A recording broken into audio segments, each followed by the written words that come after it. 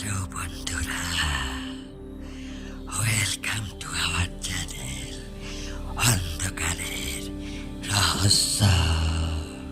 আজকেও তোমাদের শোনাতে চলেছি একটা হাড়িম করা ভূতের গল্প। গল্পটি শোনার আগে আমাদের চ্যানেলটা অবশ্যই সাবস্ক্রাইব করতে হবে, না হলে কিন্তু গল্পের ভূত তোমাদের বাড়িতে চলে যাবে। আজকে যে গল্পটা তোমাদের শোনাতে চলেছি সেটি হলো প্রেমেন্দ্র মিত্রের লেখা কলকাতার গলিতে।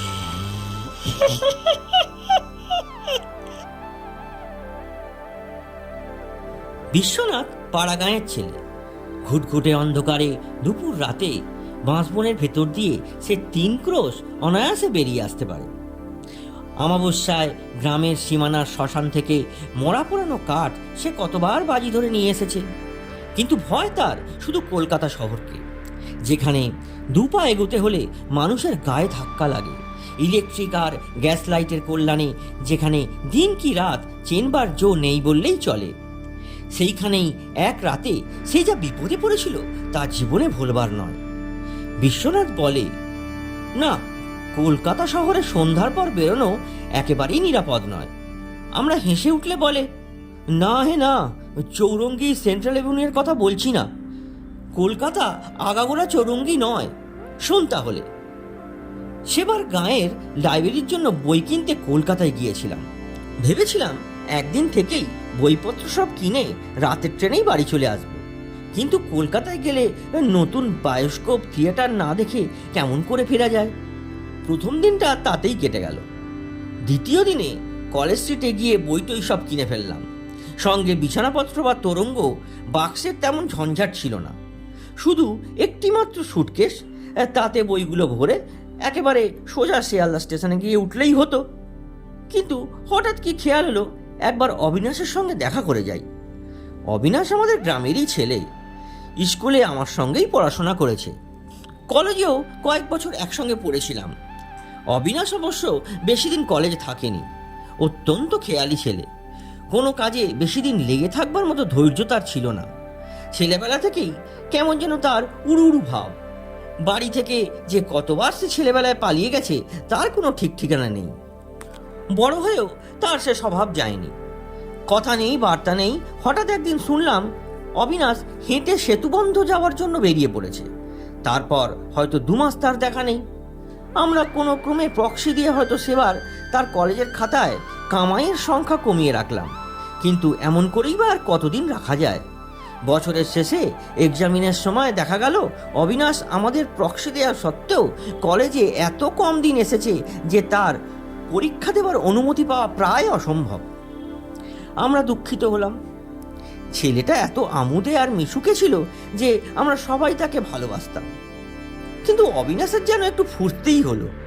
বললে, তবে আর কি, বর্মাটা একবার ঘুরে আসি ভাই।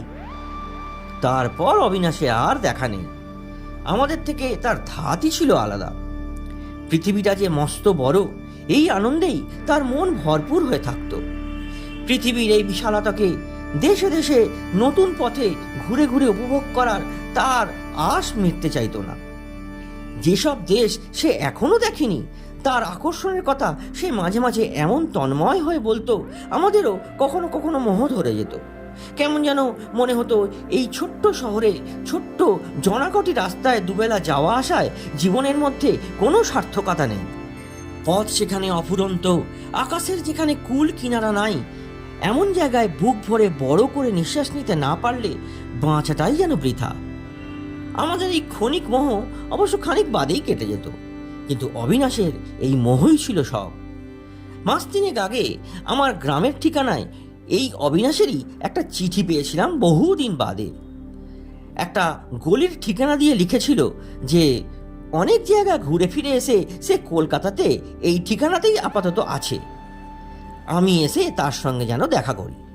এতদিন বাদে তাকে সেই ঠিকানায় পাওয়া যাবে না জেনেও একবার যেতে বড় ইচ্ছে হলো। বাড়ির নম্বরটা ভুলে গিয়েছিলাম। গলির নামটা মনে ছিল। ভাবলাম কলেজ স্ট্রিট থেকে বেশি দূরে হবে না, ট্রেনেরও এখন দেরি আছে, একবার দেখা করেই যাই, যদি তাকে পাওয়া যায়। একটু খোঁজাখুঁজির পর একটা গলি রাস্তায় ঢুকে একজনকে জিজ্ঞাসা করে জানলাম যে আরেকটু গেলেই অবিনাশ যে গলিতে থাকে তা পাওয়া যাবে। রাত তখন বেশি নয়, বড়জোর 8টা হবে। কিন্তু গলি দিয়ে খানিক দূর হেঁটেই একটু আশ্চর্য হয়ে গেলাম। গলি হোক আর যাই হোক, কলকাতার পথ তো বটে, অথচ এই 8টা রাতে সেখানে একটিও জনপ্রাণী নেই। ভেবেছিলাম খানিক দূর গিয়ে আবার কাউকে পথের কথা জিজ্ঞাসা করব, কিন্তু লোক কোথায়? তাছাড়া গলিটাও যেন ফুরোতে চায় না। এবার সন্দেহ হলো হয়তো ভুল পথে এসেছি, কিন্তু যে লোকটা আমায় খবর দিয়েছে আমায় ভুল পথ দেখিয়ে তার লাভ কি? নির্জন রাস্তায় চুরি ডাকাতি? কিন্তু আমার কাছে কি এমন 1,50,000 টাকা আছে যে চোরদের ষড়যন্ত্র করতে হবে? আমার সাজ পোশাক দেখেও বড় লোক বলে ভুল করবার কোনো সম্ভাবনা নেই। তবে আরো খানিকটা এমনি করেই এগিয়ে গেলাম। পথ তেমনই নির্জন, বাতিগুলো এ পথে মিটমিট করে জ্বলে সেই নির্জনতা যেন আরো বাড়িয়ে তুলেছে। একে গ্যাস পোস্টগুলো অত্যন্ত দূরে দূরে, তার উপর কি কারণে জানি না আলো তাদের এত ক্ষীণ যে রাস্তা আলো হওয়া তো দূরের কথা, সেগুলো যে জ্বলছে এটুকু বুঝতেও কষ্ট হয়। খাস কলকাতার ভেতর এমন রাস্তা আছে তাকে জানতো। দুপাশের বাড়িগুলো যেন মান্ধাত্তা আমলের তৈরি, কোনো রকমে হাড় বেরোনো ইট কাঠের জীর্ণ দেয়ালগুলো দাঁড়িয়ে আছে। না আছে বাড়িতে কোনো একটা আলো, না জনমনুষ্যের একটা শব্দ। সে রাস্তার বাড়িগুলো সারের পর সার পুরো বাড়ির মতো খাঁ খাঁ করছে। ক্রমশ মনে হলো কেমন যেন একটা ভ্যাপসা গন্ধ নাকে আসছে। বহুদিন আলো বাতাস যেখানে ঢোকেনি, মানুষের বাস সেখানে বহুদিন ধরে নেই, এমনই ঘরে ঢুকলে যেমন গন্ধ পাওয়া যায়, গলিটার ভেতর ঠিক সেরকমই একটা গন্ধ পাচ্ছিলাম। লোকটা বলেছিল কিছু দূর গেলেই ডাইনে একটা গলি পাওয়া যাবে, কিন্তু জনমানবহীন জীর্ণ বাড়ির সারের ভেতর ডাইনে কি বাঁয়ে কোথাও কোনো পথ নেই। সামনের পথও খানিক দূরে গিয়ে দেখলাম বন্ধ। যে পথে ঢুকেছি গলিটার ওই একটি মাত্রই তাহলে বেরোবার রাস্তা। আশ্চর্য ব্যাপার, লোকটা মিছিমিছি আমায় ভুল পথ দেখালে কেন? সেখান থেকে ফিরলাম। গলিটা যেন আরো অন্ধকার মনে হচ্ছিল। এতক্ষণ যে গ্যাস বাতিগুলো মিটমিট করে জ্বলছিল তার কটা এবার একেবারেই নিভে গেছে দেখলাম। মনে হলো এই গলি থেকে বেরোতে পারলে বাঁচি। ভীতু আমি নই কোশ্চিনকালেও, কিন্তু কলকাতা শহরের ভেতর এমন অভাবনীয় ব্যাপার দেখে গাটা কেমন ছমছম করছিল। সবে তো প্রথম রাত। কলকাতা শহরের সমস্ত রাস্তা এখন লোকজনে গাড়ি ঘোড়ায় মানুষের শব্দে গমগম করছে, অথচ এই পথটা কেমন করে এমন নির্জন নিস্তব্ধ হয়ে গেল? মনে হলো আমি যেন বহুকালে প্রাচীন একটা শহরে এসে পড়েছি। সে শহরের লোকজন বহুকাল আগে বাড়িঘর ছেড়ে পালিয়ে গেছে। কত বছর যে মানুষের পা সে শহরে পড়েনি কেউ তা জানে না। আমি যেন প্রথম সে শহরের নিস্তব্ধতা ভাঙলাম। খট খট খট, আমার নিজের পায়ের শব্দ ছাড়া আর কোনো শব্দ সেখানে নেই।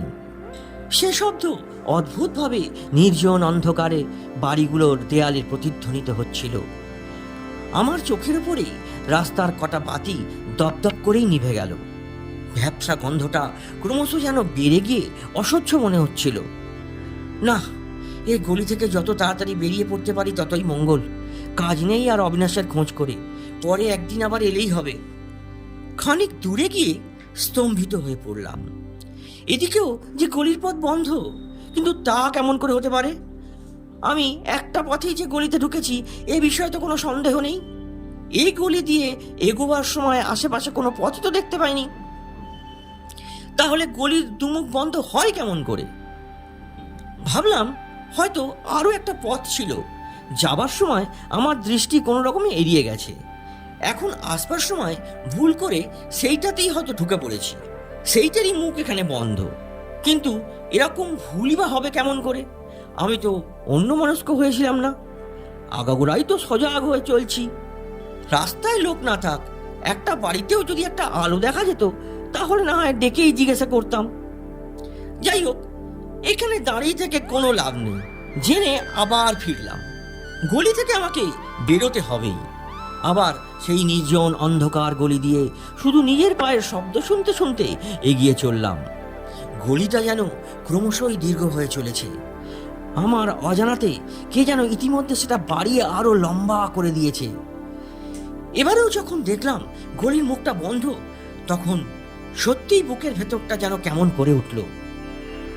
একে আমরা পাড়া গাঁয়ের লোক, ফাঁকা আকাশ, ফাঁকা মাঠের মধ্যে মানুষ হয়েছি। শহরে এলে অমনিই আমাদের হাত ধরে যায়।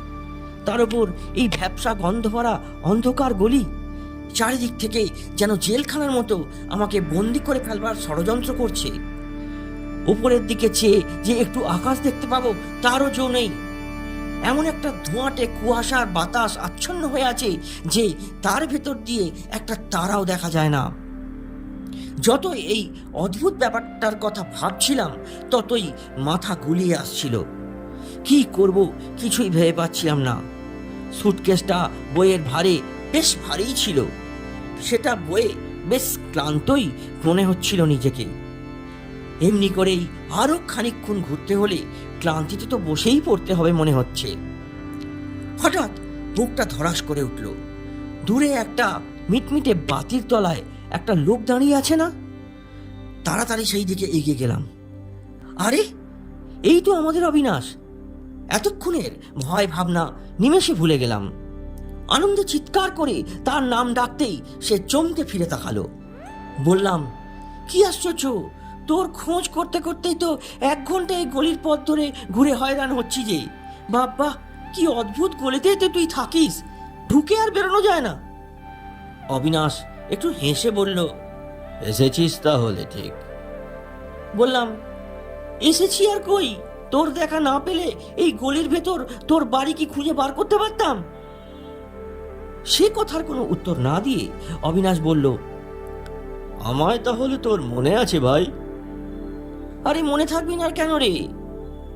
না ভাই, মনে থাকে না, অথচ মানুষ যেটুকু মনে করে রাখে তার ভেতরেই আমরা বেঁচে থাকি। আমি হেসে বললাম, ছিলি তো ভূপর্যটক, আবার দার্শনিক হলি কবে থেকে? যাক, এখন তোর বাড়ি চল, তোর সব গল্প শুনতে চাই। অবিনাশ কেমন যেন একটু নিরুৎসাহ হয়ে বলল, আমার বাড়ি? আচ্ছা চল। আমার চিঠি পেয়েছিলি? হ্যাঁ, সে তো 3 মাস আগে। তোর জন্য কতদিন অপেক্ষা করছিলাম, তারপর আবার বেরিয়ে পড়েছিলাম। আবার? তাহলে ফিরলি কবে? অন্যমনস্কভাবে অবিনাশ বলল, এই আজ। এই আজ? এবারে গেছিলি কোথায়? বলছি চল। সেই নির্জন গলি দিয়েই আমরা এগিয়ে চলেছি, কিন্তু তখন আর আগের কথা কিছুমাত্র মনে ছিল না। অবিনাশ বলতে লাগলো, এবারে ভাই গেছিলাম বহুদূর। খিদিরপুরের ডকে বেড়াতে বেড়াতে একদিন সুন্দর একটি জাহাজ দেখলাম। সুন্দর বলতে নতুন মনে করিসনি যেন, জাহাজটা অনেকটাই পুরনো। নোনা জল লেগে লেগে তার গায়ের রং চটে গেছে। মাস্তুলগুলো বহুদিনের পুরনো, চিমনিগুলো ধোঁয়ায় কালো হয়ে গেছে। আগা গোড়া জাহাজটা দেখলেই মনে হয় বহুকাল ধরে পৃথিবীর কত সমুদ্রে সে যেন পাড়ি দিয়ে ঝুনো হয়ে গেছে। তার চেহারাতেই কেমন যেন একটা ভবঘুরে রুক্ষ রুক্ষ ভাব, সেইটাই তার সৌন্দর্য। তার উপর যখন শুনলাম যে এখান থেকে মাল নিয়ে যাবে জবদ্বীপে, তখন আর লোভ সামলাতে পারলাম না।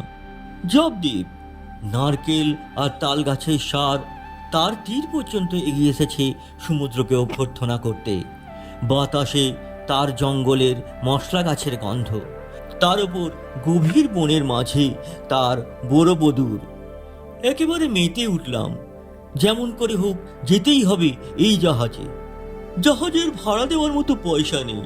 অনেক কষ্টে জাহাজের হেড খালাসিকে খোঁজ করে তার সঙ্গে ভাব করে তাকে কিছু ঘুষ দিয়ে লুকিয়ে যাওয়ার জন্য বন্দোবস্ত করলাম।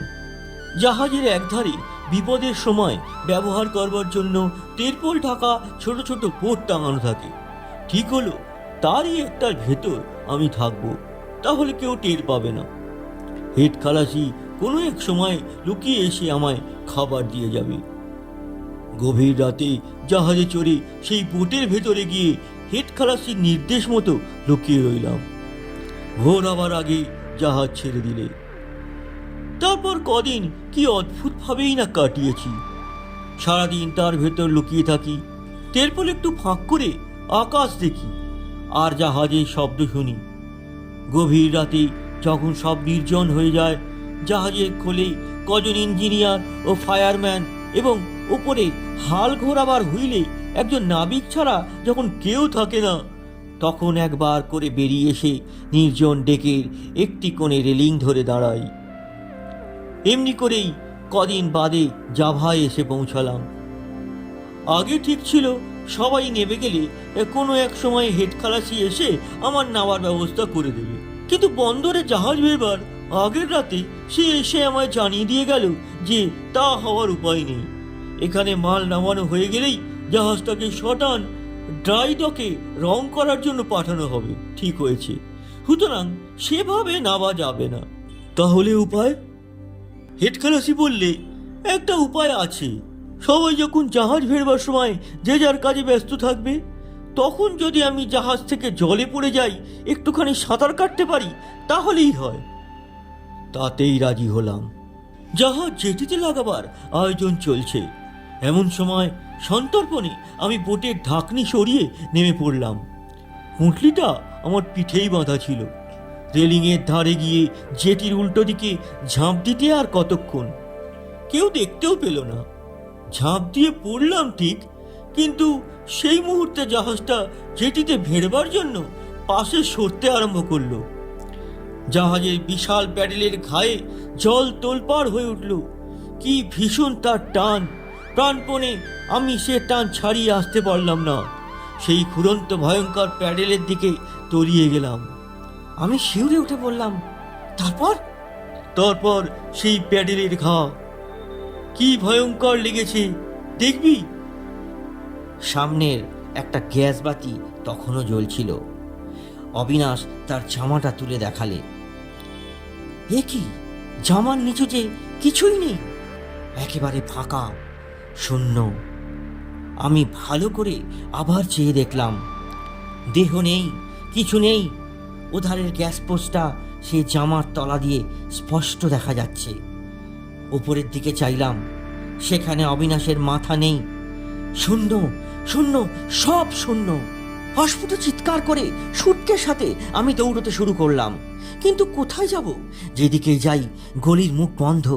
চিৎকার করে একটা পোড়ো বাড়ির দরজায় ঘা দিলাম। তার ভেতরের দরজা জানলাগুলো পর্যন্ত সে আঘাতে প্রতিধ্বনিত হয়ে ঝনঝন করে উঠল, কিন্তু কারো সাড়া নেই। অন্ধকার গলি, মনে হলো আমার চারিধারে সংকীর্ণ হয়ে আসছে, অসহ্য আর ভ্যাপসা গন্ধ। তারপর আমার আর কিছু মনে নেই। জ্ঞান যখন হলো, তখন দেখি কে একজন আমায় বলছে, उतरिए बाबू उतरिए, ये शियालदा स्टेशन है। শিয়ালদা স্টেশন? অবাক হয়ে দেখি আমি আমার সুটকেস সমেত একটা রিকশায় বসে আছি। সামনে শিয়ালদা স্টেশন। নেমে পড়ে তার ভাড়া চুকিয়ে দিলাম, কিন্তু কখন কেমন করে যে আমি রিকশায় উঠেছি তা কিছুতেই মনে করতে পারলাম না। হ্যাঁ, তারপর খোঁজ নিয়ে জেনেছি অবিনাশ 2 মাস আগে জাভার বন্দরে অমন করেই মারা গেছিল।